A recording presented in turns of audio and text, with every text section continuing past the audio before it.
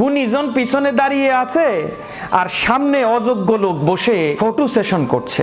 ফারুকীদের মতো লোকদেরকে সামনে বসিয়ে সলিমুল্লাহ খানদের পিছনে দাঁড় করিয়ে এভাবে ফটো সেশনটা কতটা যুক্তিযোগ্য, এইভাবে এখন সোশ্যাল মিডিয়াতে নানা রকমভাবে মতামতগুলো প্রকাশ হচ্ছে। তো যাই হোক, এই ছবি দেখার পর আসলে আমারও একটু প্রতিক্রিয়া আছে ভাই। আপনারা আমার প্রতিক্রিয়াটা শুনবেন, তারপরে যদি মনে হয় আমি ভুল বলছি আমার বিচার আপনারা করবেন।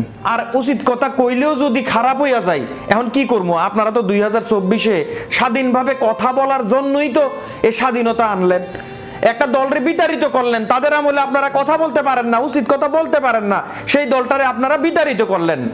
এই সরকারকে আনলেন যাতে আপনারা কথা বলতে পারেন। এখন যদি উচিত কথা বলাই না যায়, তাহলে এই স্বাধীনতার কি দরকার ছিল? তো যদি মনে করেন আপনারা স্বাধীনতা পাইছেন, তাহলে আমাকে কথা বলতে দেন, আপনারাও কথা বলেন। এই যে ছবিটা নিয়ে সমালোচনা হচ্ছে, আপনারা একটু ভালো করে দেখেন। পিছনে যারা দাঁড়িয়ে আছে তারা পুরস্কার বিজয়ী সম্মানিত মানুষ, এবং সামনে যারা বসে আছে তারা সরকারের গুরুত্বপূর্ণ ব্যক্তিবর্গ, তারা হচ্ছে অতিথি। এবং পিছনে যারা আছে উনি যত বড়ই গুণীজন হোক না কেন, তারা হচ্ছে পুরস্কার বিজয়ী। তার মানে অতিথি আর পুরস্কার বিজয়ীর মধ্যে কিন্তু বহু তফাৎ। হয়তোবা যোগ্যতার ক্ষেত্রে ফারুকীরা ওই মানুষগুলোর কাছে কিছুই না। এই ছবিটা একটু দেখুন। এই ছবিটাতে নিশ্চয়ই আমাকে দেখতে পাচ্ছেন, আমার গলায় ফুলের মালা, আমি একটা চেয়ারে এমনি বইয়ে রয়েছি, আর পাশে দিয়ে যে মুরব্বিগুলারে দেখতেছেন, এবং অনেক বড় একজন বক্তা, একটা ওয়াজ মাহফিলের স্টেজ বক্তা বসে আছেন। আমার এখানে চেয়ারের ভিতরে বসাইয়া ফুলের মালা দিয়া শুভেচ্ছা জানানো হয়েছে। আমি জানি এই স্টেজের সবচেয়ে অযোগ্য মানুষ হলাম আমি। আমার ভিতরে এখানে যে মানুষগুলো আছে তাদের মতো এলেম, তাদের মতো গুণ, কারণ এখানে কেউ চেয়ারম্যান, কেউ মেম্বার, কেউ এলাকার সর্দার, কেউ বড় বড় আলেম, আমার তো কোনো যোগ্যতাই নাই। তো এখানে আমি এই চেয়ারে আমি কেন গেলাম? আমার কে নিয়ে গেছে? কেন নিয়ে গেছে? একটা প্রশ্ন জাগে না? এবং এটাতে কিন্তু আমি যদি অন্য কেউ এভাবে এমনভাবে ছবি তুলতো, আমিও তারে গালি দিতাম বা আমিও এটা নিয়ে সমালোচনা করতাম। একটা প্রশ্ন থাকে না যে আমি সলিমুল্লাহর এনে বয়া মালা দিতেছে।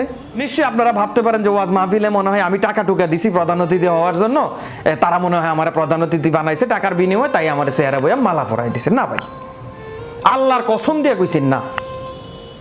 কেন বসেছে জানেন? বসানোর কারণ হইল তাদের এলাকায় একটা প্রবাসী বিদেশে মারা গেছিল। মারা যাওয়ার পরে ওই পরিবারটা একমাত্র উপার্জনশীল ব্যক্তি ছিল সেই মানুষটা। তখন আমি ওই পরিবারটার পাশে গিয়ে দাঁড়াইছিলাম। তাদের এলাকার মানুষ, আপনারা সবাই মিলে ওই পরিবারটাকে আল্লাহর রহমতে এখন ভালো রাখতে পারছি। আল্লাহ রাখছে, আমরা উসিলা হিসাবে ভালো রাখছি। তারপর ওই এলাকায় একটা প্রবাসী পরিবারের উপর হামলা হইল, কেউ যায় নাই, আমি গেছি, যাইয়া ওই পরিবারটার পাশে দাঁড়াইছি। তো এই সমস্ত কারণে ওই এলাকার মানুষগুলো আমার একটু ভালো পায়, তাদের সন্তান হিসাবে আমাকে একটু আদর স্নেহ করে আর কি। তো ওই দিন তাদের এলাকায় একটা বড় ওয়াজ মাহফিল হইতেছিল, আমারে বলছে যে একটু আইয়েন। আমি গেছি, আর এই মুরব্বীরা মিললে আমার চেয়ারও বয়ে নিল, ফুলের মালা আইনা দিল। তো আমি এই অযোগ্য লোকটারে তারা একটু সম্মান দিয়ে হয়তো বা বসাইছে। আমি কিন্তু যোগ্য না, আমারে কেন বসাইছে? নিশ্চয়ই কোনো না কোনো কাম করছিলাম। তো গতকালকে যে ছবিটা নিয়ে আমরা সমালোচনা করছি, নিশ্চয়ই আমরা তাদেরকে নিশ্চয়ই কোনো না কোনো কারণে সামনে বসাইছি। আমরাই তো বসাইছি না, তারা ঘাড় দইরাইয়া নিজে নিজে বইছে না, আমরা বসাইছি এবং বসানোর জন্য যুদ্ধও করছি না? জুলাইয়ের এই অভ্যুত্থান সবকিছু উলট পালট করে দিয়ে তাদেরকে বসাইছি। তো এখন আমাদের কেন ভালো লাগতেছে না?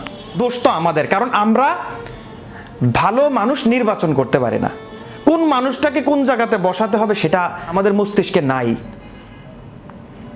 আমাদের এই যে বর্তমান এই যে জুলাইয়ের অভ্যুত্থান বলেন, এই যে স্বাধীনতা বলেন, যারা অ্যাকচুয়াল ভাবে ওই দিন তাজা রক্ত জড়াইছে, যারা নিজের জীবন বাজি রাখছে, আমরা কি তাদেরকে সেই সম্মানটুকু দিতে পারি? যেই মানুষ আমরা 1971 সালে যারা পাকিস্তানের সাথে যুদ্ধ করে জীবন দিয়ে এই দেশ স্বাধীন করে আনলো, তাদেরকেও তো আমরা সম্মান দিতে পারি নাই। আমরা তাদেরকে কেন বেশি কোঠা দিতে হবে, এই নিয়ে আমরা অসম্মান করছি তাদেরকে। তো সেই মানুষ এখন 24-এ যারা যুদ্ধ করলো তাদেরকে সম্মান দিব, তাদের সাথে পোল্টি লইব না, এটা এটা এটা কি মানে আশা করি কিভাবে বলেন তো? আমি না বাঙালি, আমার না নেচার এমন, আমরা আশা করি কিভাবে? তো আমরা বলেন এখন যে উপদেষ্টা মণ্ডলী বলেন বা যারা হর্তাকর্তা দেখতে পাচ্ছেন, এখানে কয় পার্সেন্ট মানুষকে সেদিন মাঠে এসে এই যুদ্ধ করতে দেখছেন? তারা মাঠে এসে এই ছাত্রদের সাথে আন্দোলন করতে দেখছেন কয়জনকে? অনেকেই নাই, অনেকেই ঘরের ভিতরে ছিল, কিন্তু শেষ পর্যন্ত এসে প্রথম সারিতে জায়গা করে নিল, এবং সেই জায়গাটা আমরাই করে দিছি। কিন্তু যারা ন্যায্য অধিকার পাওয়ার কথা ছিল, তারা এখন চিকিৎসার জন্য আন্দোলন করতেছে, তারা এখন তাদের অধিকারের জন্য আন্দোলন করতেছে, তাদের জানমালের নিরাপত্তার জন্য আন্দোলন করতেছে। ভেবে দেখতে পারেন আমরা কতটা ভালো মানুষ? তো আমাদের কাছ থেকে আপনারা কি চান? এর চেয়ে ভালো কিছু চান? তো নবাব সলিমুল্লাহরা তো পিছনেই বসবে।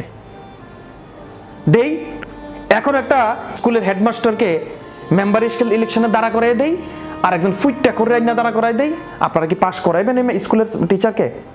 ওই স্কুলের স্যারকে, ওই হেডমাস্টারকে কি আপনারা পাশ করাইবেন? বলেন, ভোট দিবেন? কোনোদিনও দিবেন না। ওই ফুইটটা করে পাশ করাবেন যে গাঞ্জা কর, সারাদিন মদ বেচছে, গাঁজা খাইছে, নারীবাজি করছে, যে বর্ডারে পড়ে আছিল, লোডেড একটা মানুষকে আপনারা নির্বাচিত করবেন। এটা আমাদের বাঙালিদের নেচার।